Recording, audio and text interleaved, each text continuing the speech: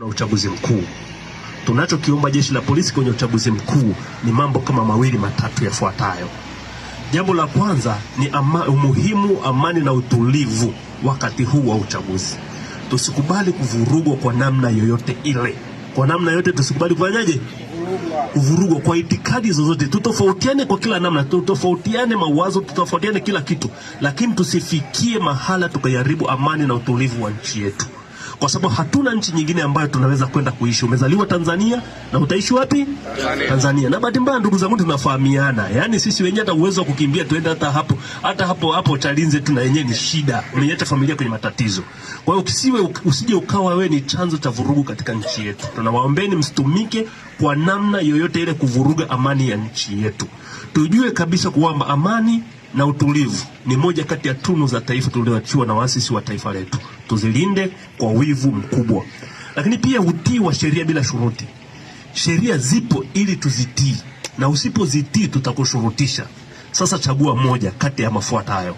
Unachagua upande gani wa kutii au upande wa kushurutishwa? Kwa sababu usipotii lazima atakushurutisha. Mimi na washauri tufuate upande wa kutii, kwa sababu usipotii lazima tutakusababisha utii. Sasa usipotii hapa ndio kukushurutisha. Sasa hizi sikushurutishe, na waombeni tutii sheria za nchi ya Tanzania. Ikiwa ni pamoja na sheria mikusanyiko, kwamba mikusanyiko isiyo halali tusikusanyike. Vurugu na fujo kimsingi kisheria ni kinyume cha sheria. Kila mmoja kwa nafasi yake asikubali kutumiwa kwa maslahi ya watu wengine, bali kila mmoja atii sheria za nchi, asimame kwenye utaratibu wa nchi. Lakini pia tujue kwamba amani ya nchi ikivurugika, mwisho wa siku wewe hutapaki kwenye kijiwe chako. Yaani vijiwe vyote hapa hutakiona hata kimoja. Kwa nini? Kwa sababu mmoja na mwingine mnapigana.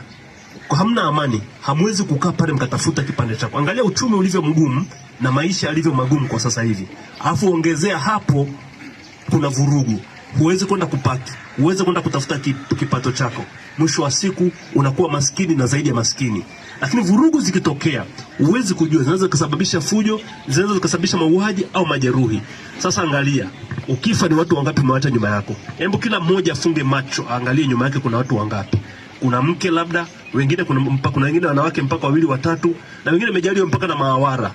Lakini angalia nyuma yako kuna watoto wangapi? Wote wanakutegemea wewe. Wanategemea wewe uweze kuishi ili wewe waweze kuishi. Hebu ishi kwa sababu nyuma yako kuna watu wanaotaka kuishi. Hebu ishi kwa sababu Tanzania hii tunaitaka kila mmoja aishi kwa amani. Na waombeni tusivurugwe wala tuzivuruge amani ya nchi yetu. Anawashukuruni sana. Asante. Ni mwenyekiti msaidizi wa kituo cha Kionda kanisani. Kwanza naomba nishukuru jeshi la polisi pamoja na uongozi wake wote kwa kutugea elimu. Elimu hii jamani, bodaboda ukienda sehemu nyingine elimu inatolewa kwa gharama kubwa sana. Unalipia. Hususan mimi mwenyewe nilisoma VETA udereva. Tulitoa gharama. Lakini leo nashangaa elimu hii inakuja kutolewa bure pasipokuwa na gharama yoyote. Hii ni bahati kwetu na neema kubwa sana. Boda wewe.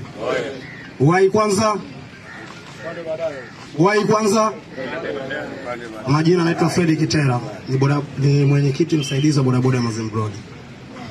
Nilikuwa naomba kusema kwa wanachama wangu pamoja wapo hapa. Wameweza kusikia kilichoongeleka kutoka kwa maaskari pamoja na semina tuliopewa.